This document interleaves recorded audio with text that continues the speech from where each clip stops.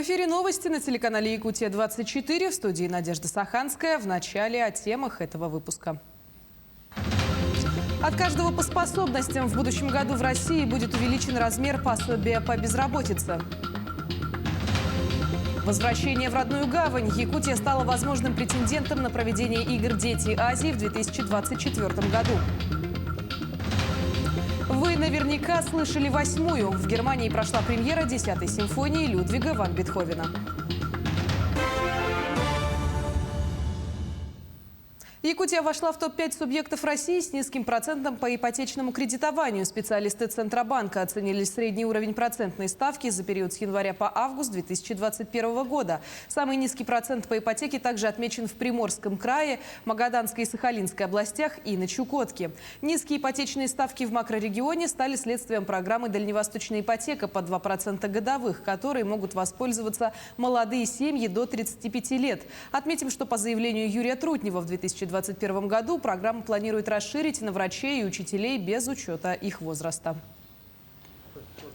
Премьер-министр Михаил Мишустин утвердил новые правила подключения к газораспределительным сетям земельных участков в рамках программы социальной дегазификации. Это позволит ускорить газификацию домовладений, которые не подключены к внутрипоселковым газопроводам, и сделать это без привлечения средств граждан. Комплексный договор на подключение россияне будут заключать по принципу единого окна, что сократит сроки работ. Согласно принятым нормам, вся ответственность за прокладку сетей и подключения возлагается на единого оператора газификации и регионального оператора. Для подключения нужно подать заявку через госуслуги, в МФЦ или в личном кабинете заявителя на сайте газораспределительной организации.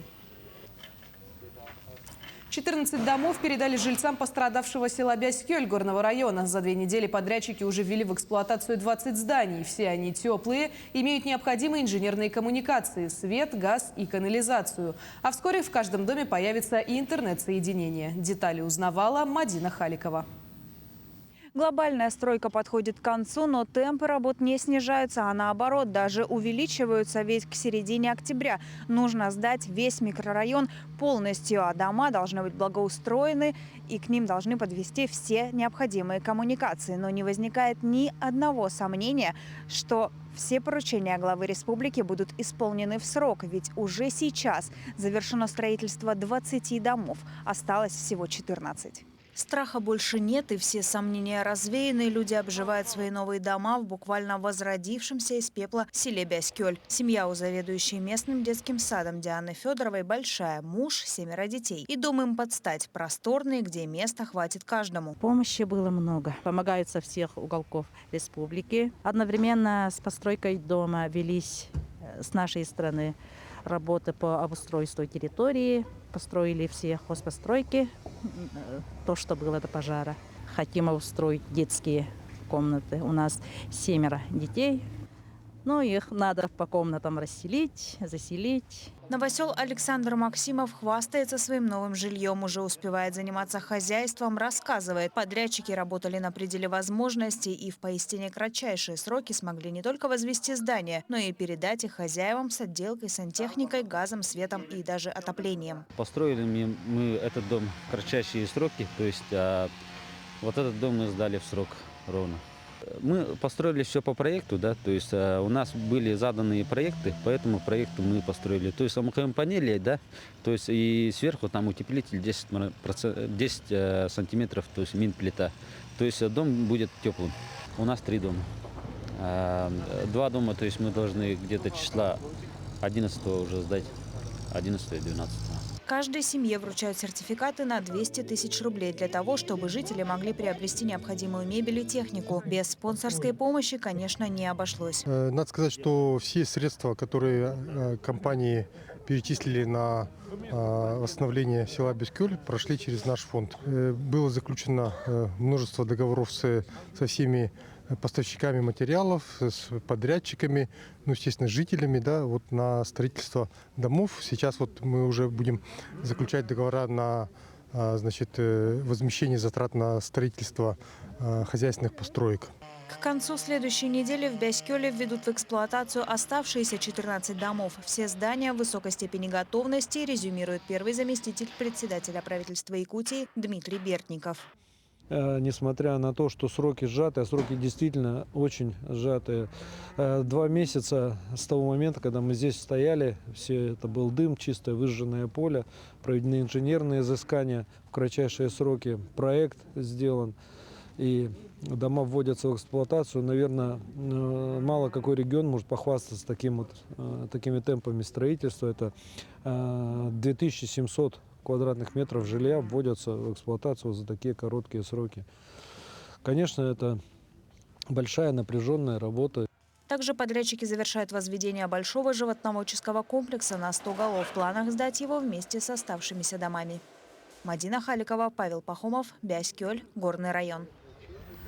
К столетию образования Якутской автономной Советской Социалистической Республики регион обновит общественный автомобильный транспорт в Якутске и некоторых районах. Об этом сообщает пресс-служба правительства республики. Премьер Якутии Андрей Тарасенко отметил, что закупку проведут уже в этом году, и к апрелю 2022 года республика получит новый автобусный парк. Отметим, что ранее глава региона Айсан Николаев сообщал, что в ближайшие 3 года основную массу пассажирских автобусов в Якутии переведут на экологичный и экономный вид топлива. Автобусы, которые закупит республика, будут оборудованы средствами для перевозки маломобильных групп населения, а также кондиционерами. Транспорт полностью готов для работы в северных условиях.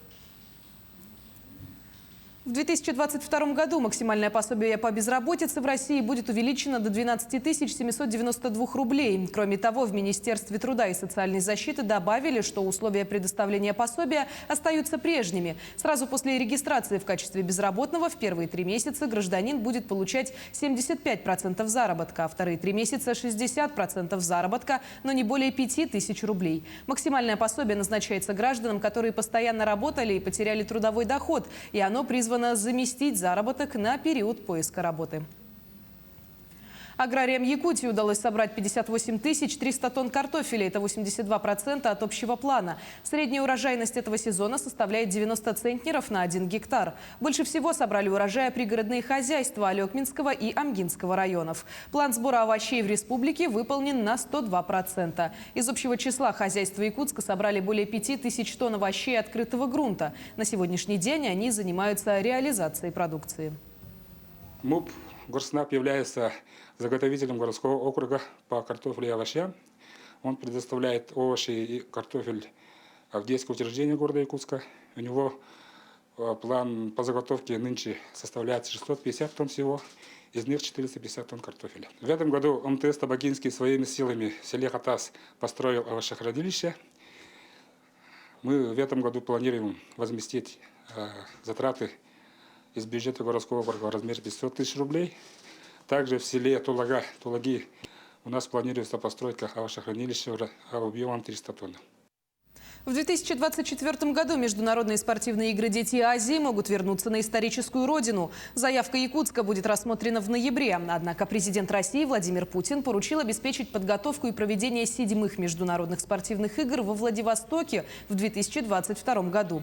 Напомним, международные игры «Дети Азии» учреждены и впервые проведены в Якутии в 1996 году в честь столетия современного олимпийского движения. Это единственный проект в России, находящийся под патронатом Международного олимпийского комитета и ЮНЕСКО.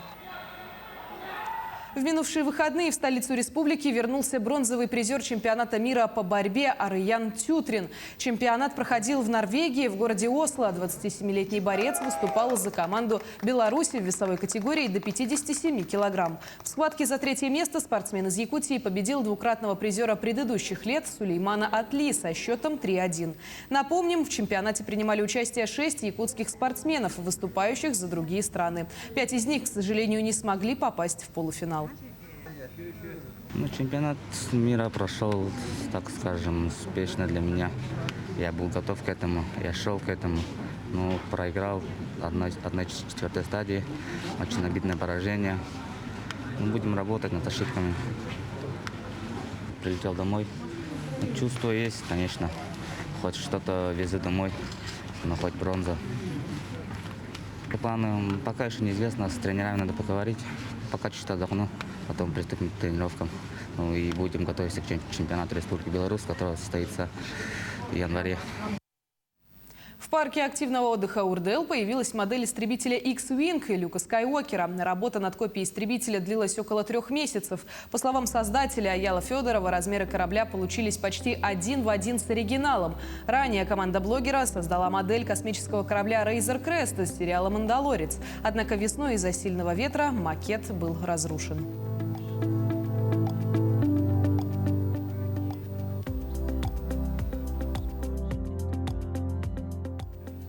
В Германии прошла премьера 10-й симфонии Людвига ван Бетховена. Это произведение он, как считается, задумал перед смертью в 1827 году, но написать не успел. Теперь при помощи нейросети ее попытались восстановить по наброскам. Подробнее в материале наших коллег.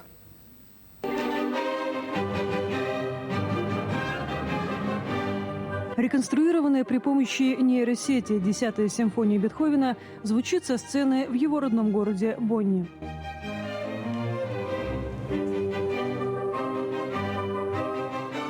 От произведения, которое немецкий композитор предположительно начал писать незадолго до смерти, сохранились только фрагментарные наброски. 2 года назад группа музыкантов и программистов начала работать над тем, чтобы объединить их при помощи высоких технологий. Машине давали слушать отрывки произведений Бетховена и его современников, опираясь на которые нейросеть импровизировала. Не все идеи, предложенные компьютером, были приняты. Ошибочные, с точки зрения специалистов, отвергались. По мнению дирижера Дирка Кафтана, получившееся произведение можно считать оригинальным. Не то чтобы компьютер сразу выдавал свою версию. Он предлагал варианты, а люди выбирали. Он носил ноты с собой и переписывал их, доводя до идеала. Поэтому нельзя сказать однозначно. Я думаю, то, что получилось, похоже на Бетховена. В некоторых моментах явно проявляется его дух. Но Бетховен ли это? На это ответ нет. Глава проекта Матиас Рёдер уверен, что сам композитор был бы не против такого подхода к творчеству. Думаю, живи композитор, подобный Бетховену в наше время, возможно, он не только собрал бы технологическую команду, но и использовал бы ровно те же технологии. Мне кажется, искусство не подвешено в воздухе. Оно не неизменно, оно меняется вместе с миром. И сегодня мы можем это видеть. Попытки реконструировать 10-ю симфонию предпринимались и раньше. В 1988 году версия музыковеда Барри Купера впервые была исполнена Королевским филармоническим обществом в Лондоне.